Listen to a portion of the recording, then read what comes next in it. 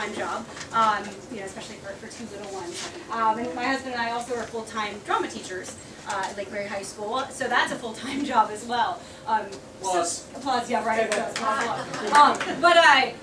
So any opportunity to come out and perform for us is huge, right? Being able to sing, just to be here, in front of you all is really big for us. My husband, especially, very, very busy man, directing shows, over at the Athens Theater. We take turns when it comes to having opportunities to actually, go ahead and perform in shows. And right now, it's my turn. So I'd like to do a little plug for you. I'm currently working on Always Patsy Cline. Yes! And this is at the Athens Theater in DeLand, Florida. It opens February 22nd, which is dangerously close. And it runs up until March 17th, up until St. Patty's Day. I'm playing Patsy Cline. It is a dream role. It's a funny story, we're gonna learn about Seaside Music Theater with my husband and how we met. But I played Louise in Always Patsy Cline at Seaside many, many years ago when I was getting my degree. And it's a two-woman show. So basically, I've now played every role. It's just so interesting. So please, I love Patsy Cline. I grew up listening to her. We'd go in the living room and I try to sing like Patsy Cline. It could never. She's a bass, really. I could never hit those notes, but now I'm working hard. And, I wanted to go ahead and do one of her songs for you guys. It needs nothing. It's no introduction.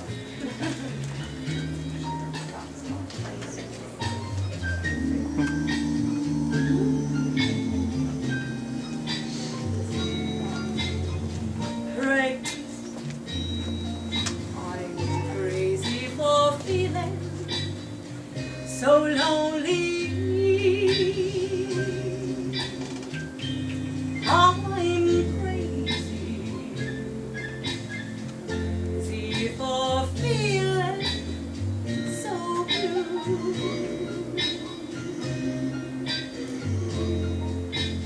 I knew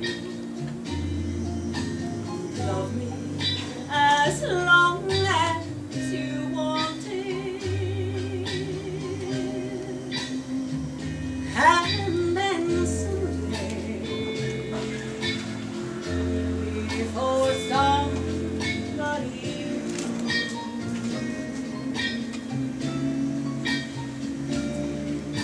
worry, why do I let myself worry?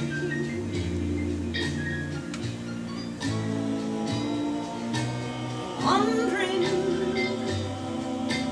what in the world did I do?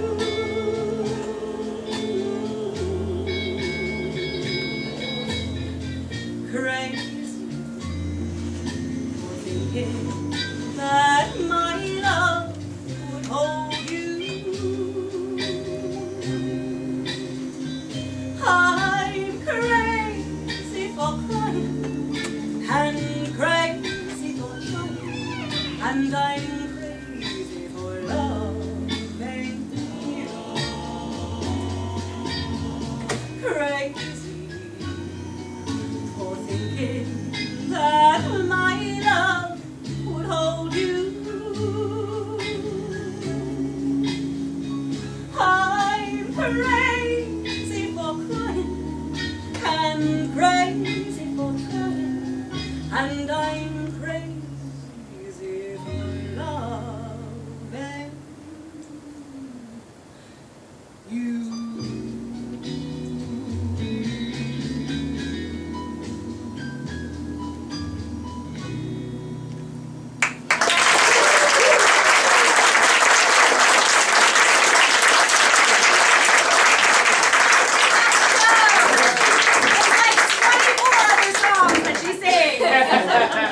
That I have to be off book for on Monday, so come see that show. Hi. Thanks for all coming back. Yeah. So that we can see when seats are empty. It's always good. Continuing on with our discussion of love, we're getting into, I guess, what we're calling obsessive love. That love that usually ends in a restraining order. Highly illegal love. Where it's usually only on one person's side. Yeah, Yeah, that's what it. really is That's to what say. we got. That's the only one that Okay. it needs.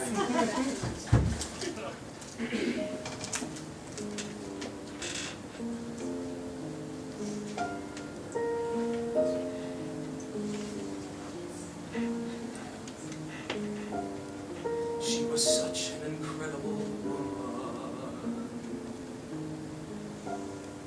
And one night we both set ourselves free. I could feel all the power inside her. And she seemed to release it to me. Then she suddenly said, I can't see her. The thought of it drove me insane. So I find a tree, I am creeping to the roof over where she is sleeping, and I sit there all night in the rain. And I'm thinking, what am I doing up on a roof? What am I doing out in the rain? What kind of feelings make a man blind? What kind of guy goes out of his mind with love? And her father and my father are down on the lawn, and they're shouting, what is he doing up on the roof? What is he doing out in the rain? What kind of feelings make a man blind? What kind of guy goes out of his mind with love?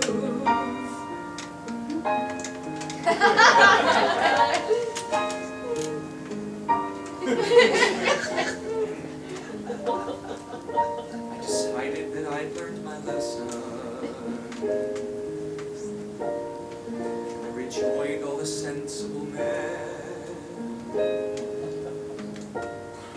Now, no matter how tempting the woman, I won't ever go crazy again.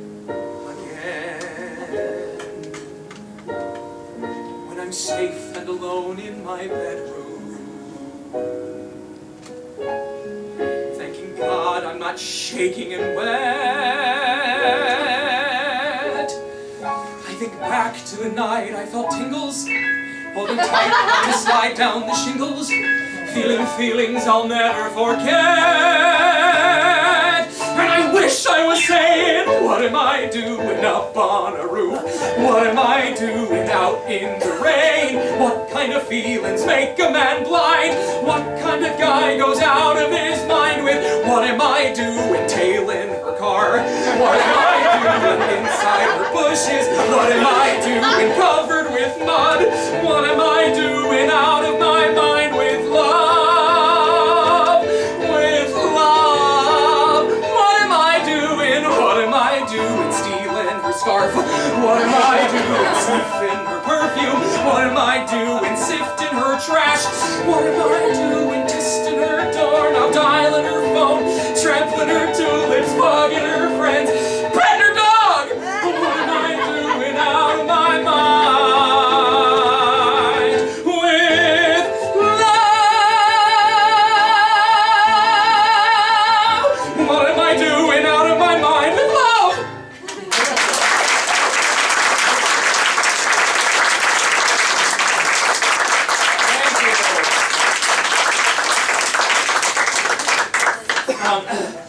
Continuing on in the obsessive theme, we figured this song needed just a little bit of an introduction.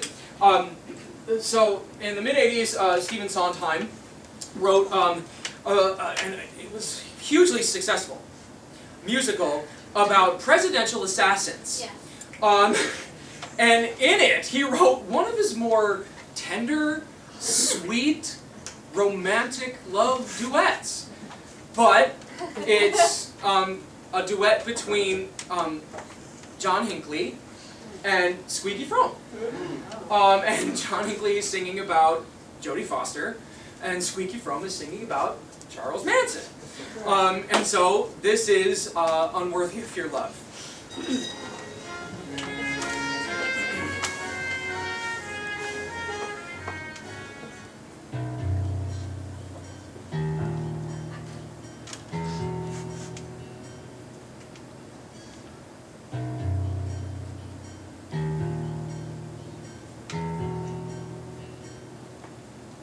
I am nothing. You're wind and water and sky.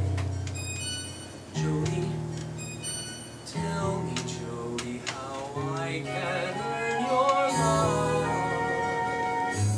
I would swim oceans, I would move mountains, I would do anything for you. What do you want me to do? I am unworthy of your love. Jody, Jody, let prove worthy of your love. Tell me how I can earn your love. Set me free.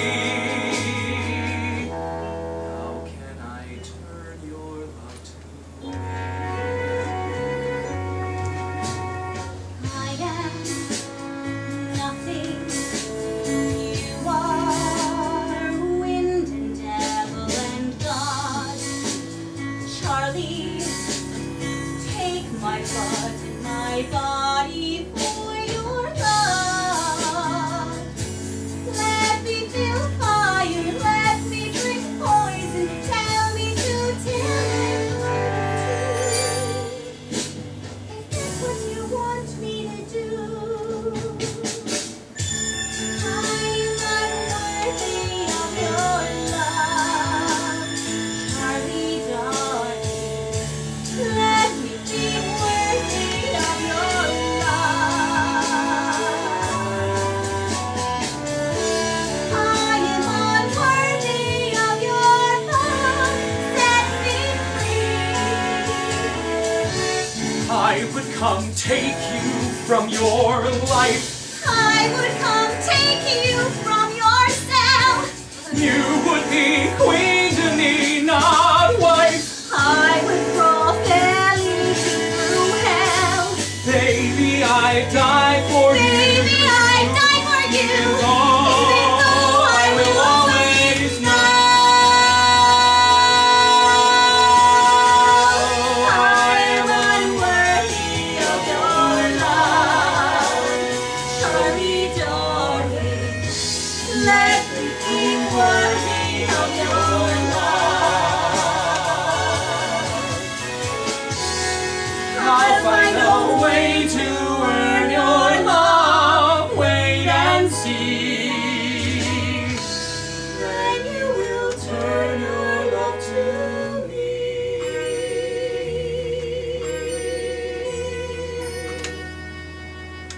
Your love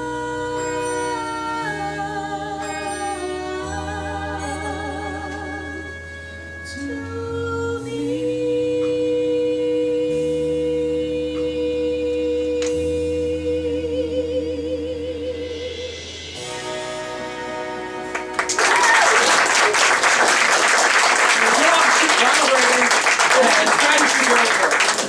Yeah. Okay. So that kind of ends. That ends the many different types of love. And now we move on to the perfect love.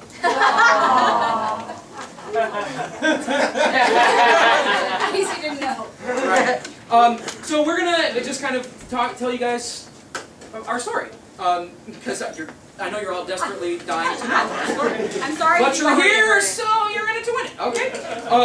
So we met 13 years ago now at Seaside Music Theater, which single tier is no more. It used to be right up the road.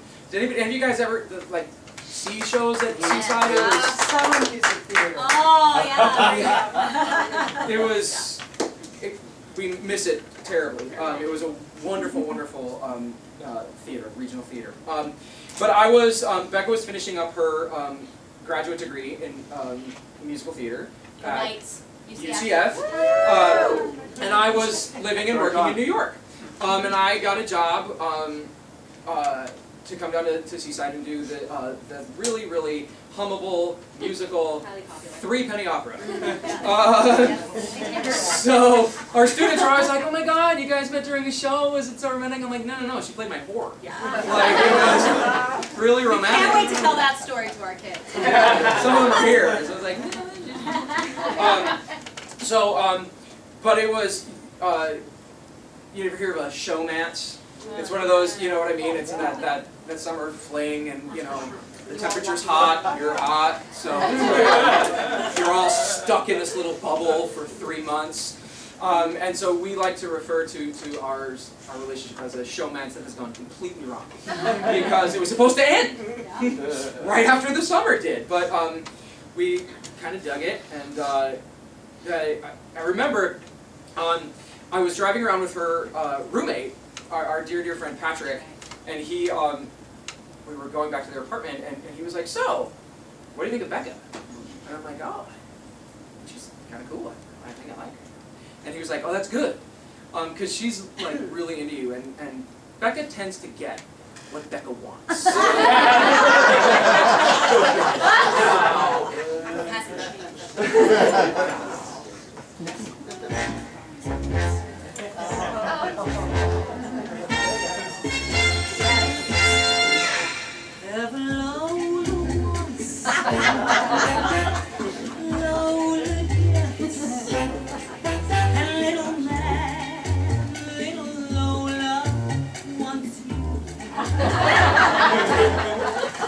Help your mind to have no regrets. Resign yourself, remind yourself you're through. I always get what I aim for, and your heart and soul are what I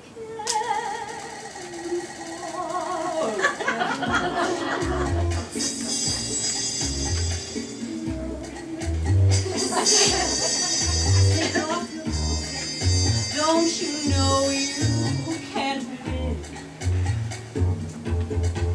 You're no exception to the rule. I'm irresistible, you fool. Give in.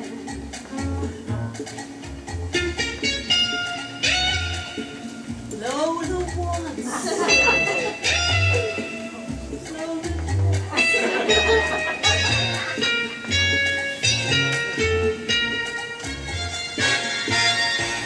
I always get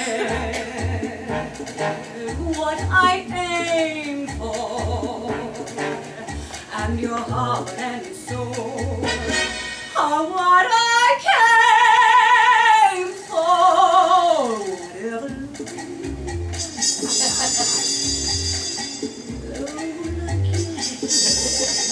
Take off your coat, don't you know you can't win? You're no exception to the rule. I'm irresistible, you fool. Give in. Give in. Give in.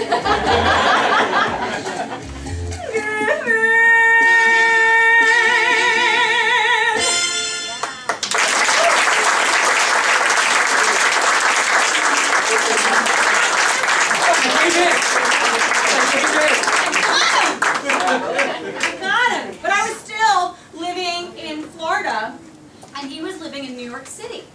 And I'm thinking, okay, the hot guy that came down from New York City, right? And all the girls aren't gonna want him. He's gonna go back to New York. He's gonna forget about Florida.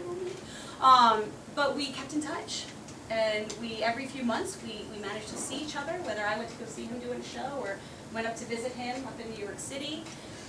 I made sure at one point she came up to visit me in New York City, so she flew up, and we were having this beautiful day. We went to the Metropolitan Museum of Art, and we were walking through Central Park, and I chose that moment to turn to her and say, "You know, I'm not really looking for anything serious." And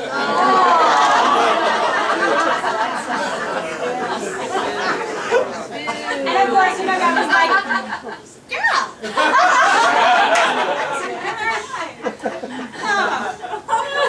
Yeah. I don't make mistakes. I stuck around. But then I just I think we both realized that we're just like, yeah, I think this is something special. It was when I was cast again down at Seaside that I flew down for the summer, and kind of knowing that it was really the only place I wanted to work over the summer, and I was coming back down. Oddly enough, side note, Threepenny Opera was the first and only show we have ever done together. Yeah. We've never actually like acted on stage together again, except doing cabarets. So I came back down, and it was just one of those things. Like I flew down, and as soon as I saw her, I'm like, yeah, this is it. I'm done. And it was that summer that we were at Epcot in France, and having Having a pastry. champagne pastries, and I looked at her and I said, you know, I'm totally in love with you, right? And she looked at me and said, well, yeah. We're not good These with are words. true Really stories. not. These actually happened. And her defense was like, well, you didn't actually say I love you. And I'm like, and? But then, long story short, she was planning on moving up to New York City anyway. So I flew down. I had gone back into New York. I flew down, and that same afternoon was picked up at the airport by her and her dad. I drove to Claremont, Florida, and then had lunch, packed a U-Haul, and then started the drive back up north. You had an apartment with a friend for like a couple months, and then we moved in together, and we just started living our life in New York City. So this next song that we're gonna do, I like to do it because the sentiment in it it's so beautiful. It's by one of my favorite writers of all time, Billy Joel, and it's it's a song called "And So It Goes." And I love the whole sentiment behind it, because the idea is that love is a risk that you take. And when you enter into it, especially if you have been hurt before, anytime you enter into a new relationship, it's like, okay, I'm rolling the dice here again, but you hope and pray that it's worth it. And it's also the first song that I ever sang to make her cry. So I'm gonna sing it. And so it goes.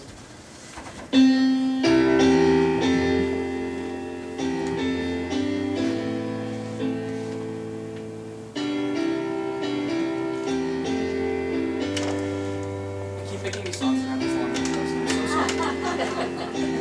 I'm just staring at that guy with the mustache and the hat. Every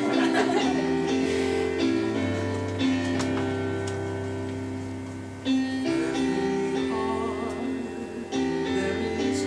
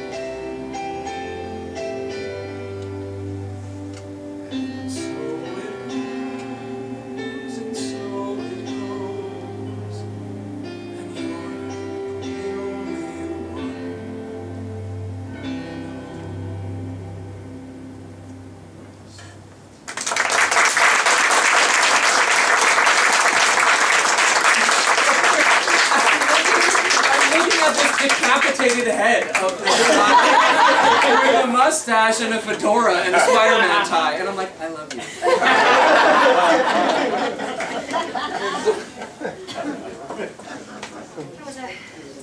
Thank you. You know, it's funny because now you don't get a lot of opportunities to sing that, but now he actually sings that as one of his lullabies to our girls. I sing that at night to my girls. Well, I'll hear that. That's amazing. By the way, P.S. We just switched out of the crib to the top of bed today. Our baby turned 2 today. I'm so nervous. She's gonna just get out of bed and come over. That has begun right now. Like tonight, she'll come into our room. We're jumping ahead though. Yeah, I'm sorry. We haven't had children yet. So Becca moved up to New York. It's highly successful. We had our levels of success. We had some stuff. Yes, we did. But so after a while, I knew that this was it. I was done. This was the woman I wanted to spend the rest of my life with. And so then I started the preparations to propose, and it started very traditional. And so I. Oh yeah, I was on the phone with my mom. Yeah, I called her parents. And I said, hi, Mrs. Johnson, it's Trevor. And I hear, oh, Trevor, Becca's on the other line. Becca, it's Trevor. And I was like, shut up!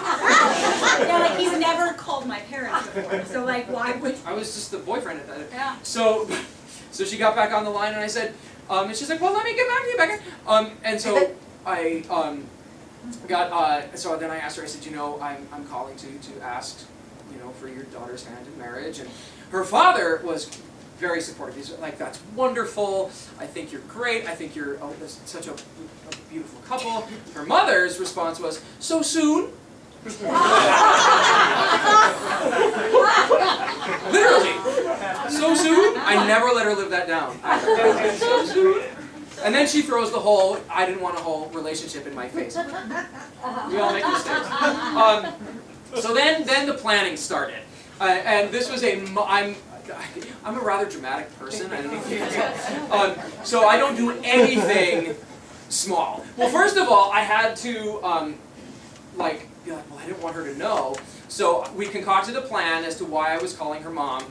And then that night, and here's a tip: if you get caught in a lie, or like that you're hiding something, present them with the truth as a completely unbelievable thing. So that night, I was like, we were getting in a cab on 6th Avenue, I remember this so clearly, and I was like, so why did you think I was calling your mom? And she was like, oh, I don't know. I'm like, you thought I was asking to marry you, didn't you?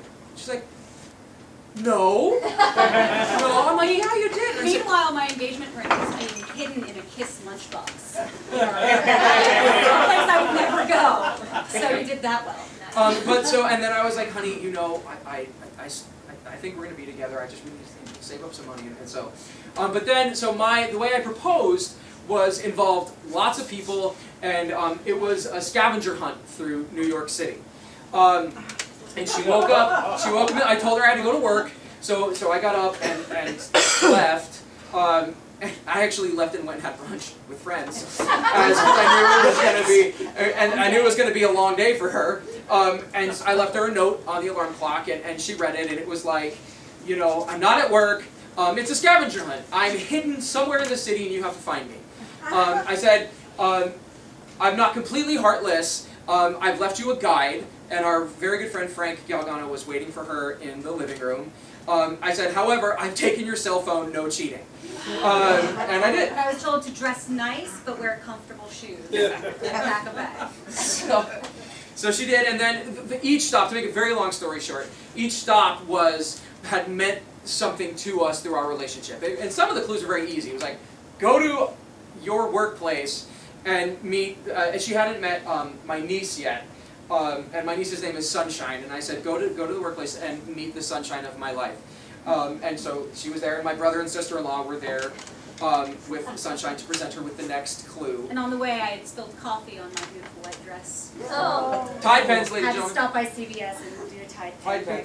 So each stop, again, so like I sent her to our first date down here, very romantic, was at an Applebee's in Holly Hill. I made him take me out first, ladies. Take me out first. So like we sent her there, and like one of our best friends from down here actually flew up to be a part of it. Is Tim Ellis. If anybody knows Tim Ellis, he's a fabulous guy. He was meeting her there, and I sent her to the Metropolitan Museum of Art. I sent her to the Met Opera House. Keeping in mind, it's June 19th and 100 degrees outside, the hottest day of the year. I'm in a bar doing tequila shots. She's walking around New York City. I took one cab. So again, very, very long story short. So it ended, the last clue was, go to my favorite spot in New York City. That's all I said. And she figured it out. And my favorite spot is the Bethesda Fountain in the middle of Central Park. I would go there when I lived there to kind of get out of New York. It's this mecca in the middle of New York City that's just filled with beauty and peace and whatnot. And leading up to it is this gorgeous walkway called the Author's Walk, because there's statues of famous authors that lead you down that way, and it starts with the statue of Shakespeare. So she walked there, and at the statue was, and keep in mind, everybody that she'd met along the way had let her go, except Frank. Frank followed her. But at the base of that was my dad and stepmom. And then they met her and they started walking down the walk with her, and then halfway down the walk was my mom and stepdad. And they finished the walk with her. I started crying at this point when I saw his mom. Yeah. And then at the top, if you know, like there's a set of stairs that goes underneath a little walkway bridge that leads you down to the fountain. And at the top of those stairs was everybody that she had met along the way. And my mom, completely off script, was like, I think you need to make this last walk by yourself. So down she went, and so all this time I'm there getting texts from people being like, okay, you know, the bird has landed. And right as I got one, she's like, okay, she's coming, some jackass was proposing to his girlfriend. And I was like, get out!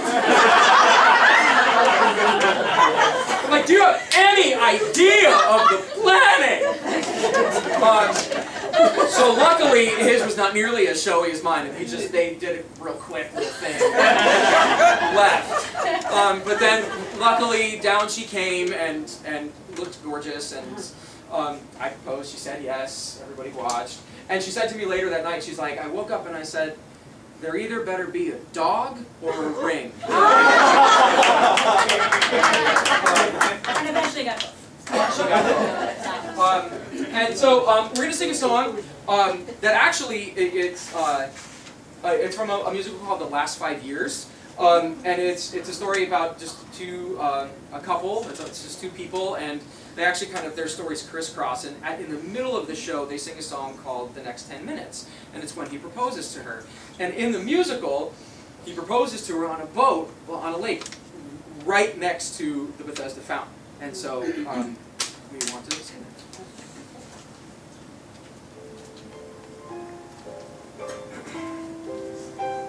Do you like our karaoke tracks with the intro?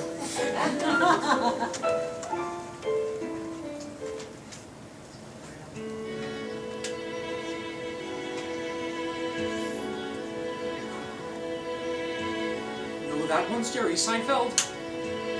That one's John Lennon there. No, the Dakota. The San Remo is up a few blocks. Have you been inside the museum? We should go meet the dinosaurs.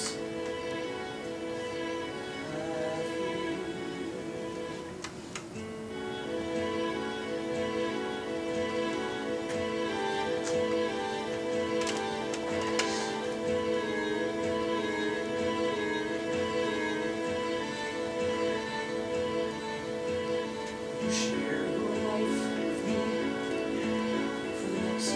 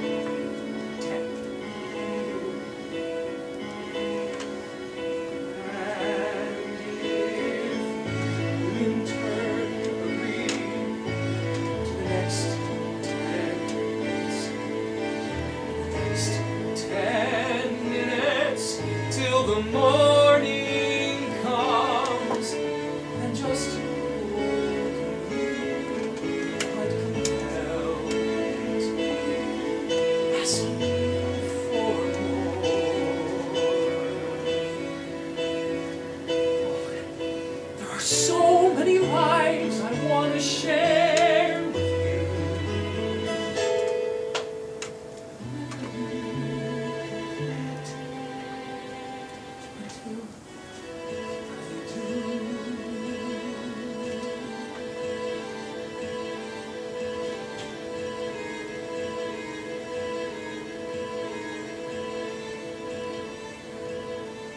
I am not always on time.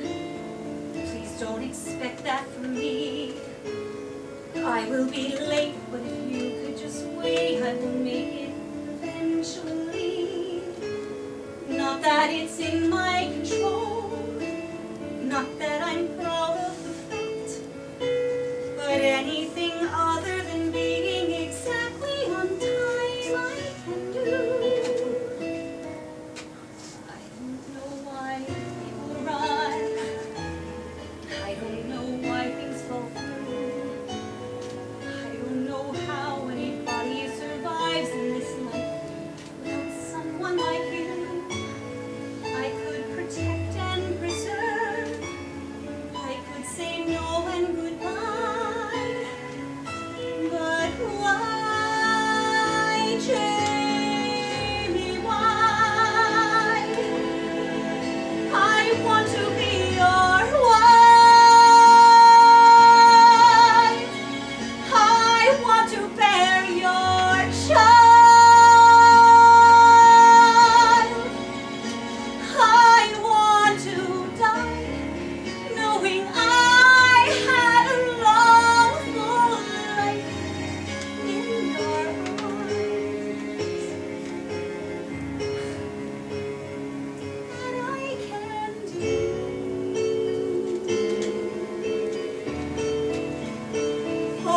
Forever with you. Share your life with me. Forever.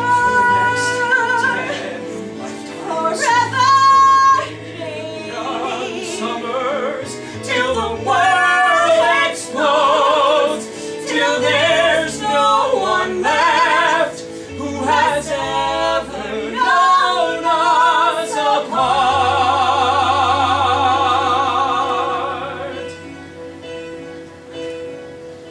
There are so many dreams I need to see with you. so many things I need to be with you. Never be complete. I will never be alive. I will never change the world until I do. I do. I do.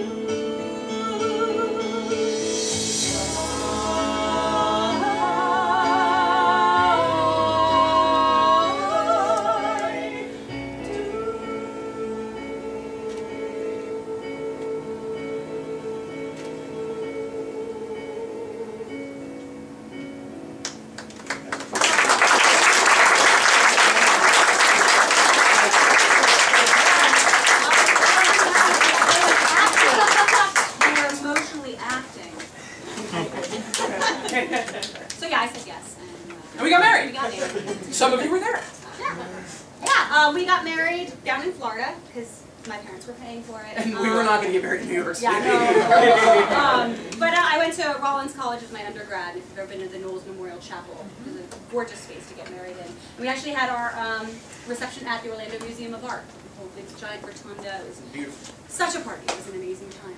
Mhm. And this October will be 10 years. So we've made it past 5. So we're already better off than the people in the show. At our wedding song, we had some difficulty picking our wedding song. And first of all, of course, when two theater people say that they're going to be getting married, all of their friends immediately like, I'm singing at your wedding. And we were like, nope. No one's singing at our wedding. It's my gift to you. And I'm like, no, we like things Get that me a come in a blender. box. We were actually down in Florida again at my stepbrother's wedding in Fort Lauderdale, and we were at a Denny's, in Fort Lauderdale. See how romantic our life is. But this song had come on the radio that I had been listening to, and I was like, and I really liked it, and I liked the sentiment of it, and I heard it on the radio, and I said, listen to this song. This song, like, it has the greatest lyrics. I mean, it's probably going to be like a one-hit wonder, but it's just got these awesome, awesome lyrics. It was Chasing Cars by Snow Patrol. And I was right, it was a one-hit wonder. However, we decided to use it as our wedding song, and it was the song that we first danced to. And it's such a, when I talk to my acting students about, it's not always about big vocal fireworks. Like Chasing Cars, as most pop songs are, it's rather repetitive and whatnot, but the lyric is so beautiful and so simple, and I thought it truly just expressed what we had to say to each other, and so I'm going to sing it.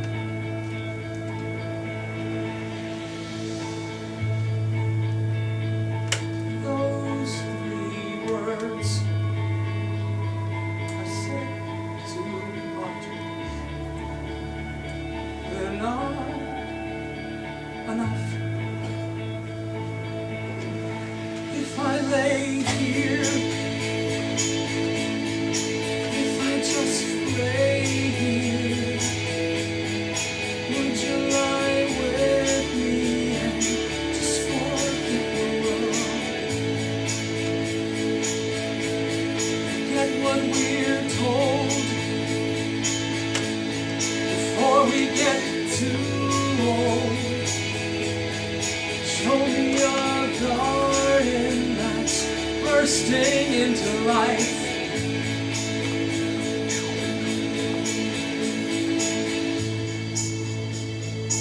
Let's waste time chasing cars around our heads.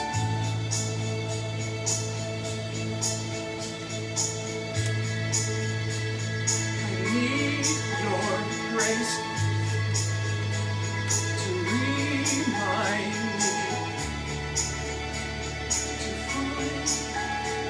My own. If I lay here, if I just lay here, would you lie with me and just forget the world? Forget what we're told before we get too old. Show me a garden that's bursting into life. All that I am, all that I ever was, is here in your perfect eyes. They're all I can see. I don't know where,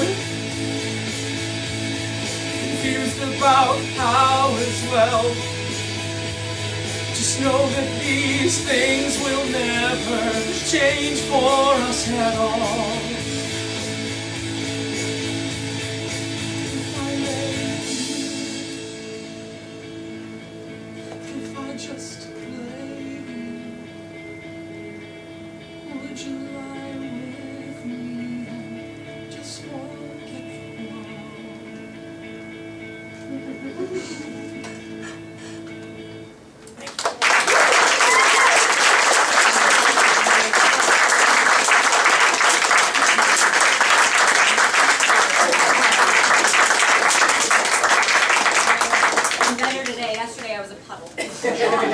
Well, it's just, we don't, I don't listen to that song a lot, and it always just And brings that's what a back song should be. It should that be. moment, yeah. That moment where we were having a very serious dance, and all of our jackass brides and groom were like this.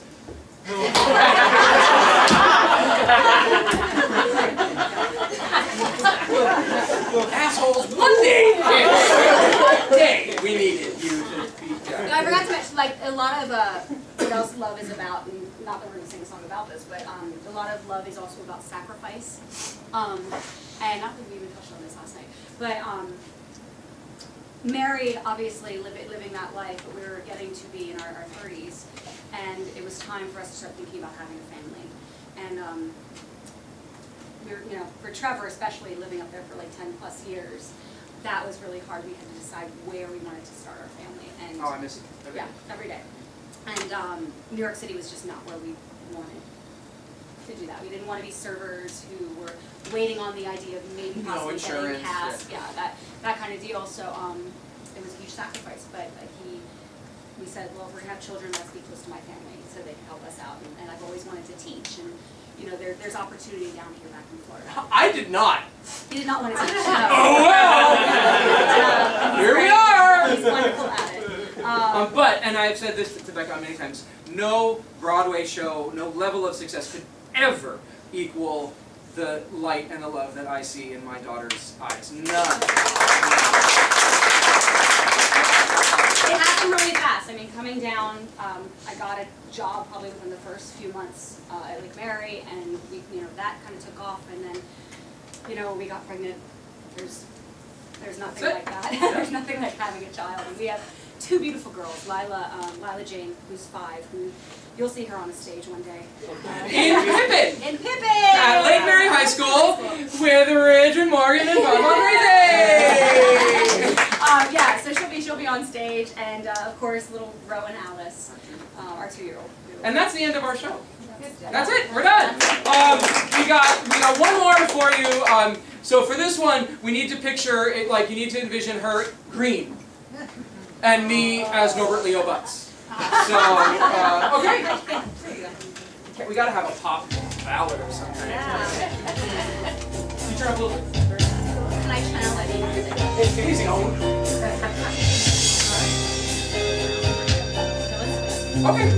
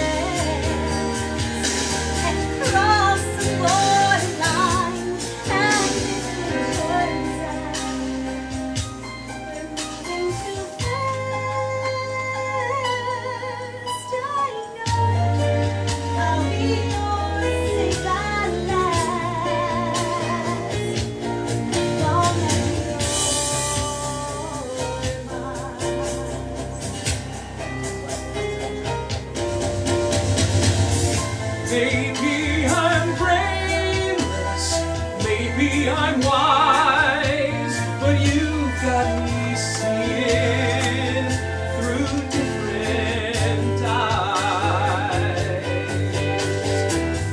Some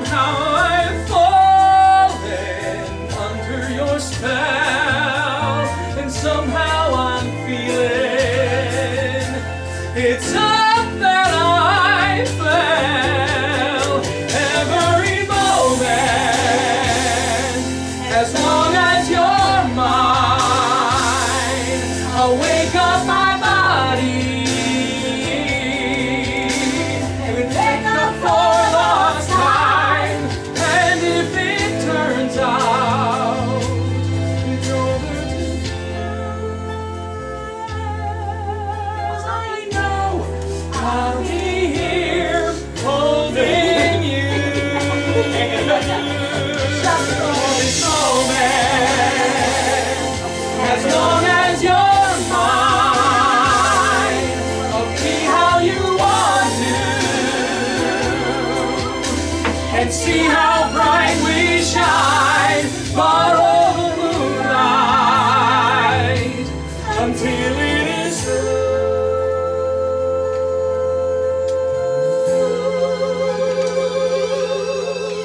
And know I'll be here holding you.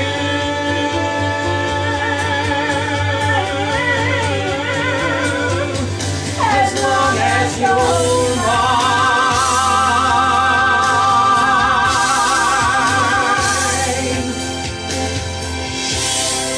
What is it? I know, it's just for the first time I feel.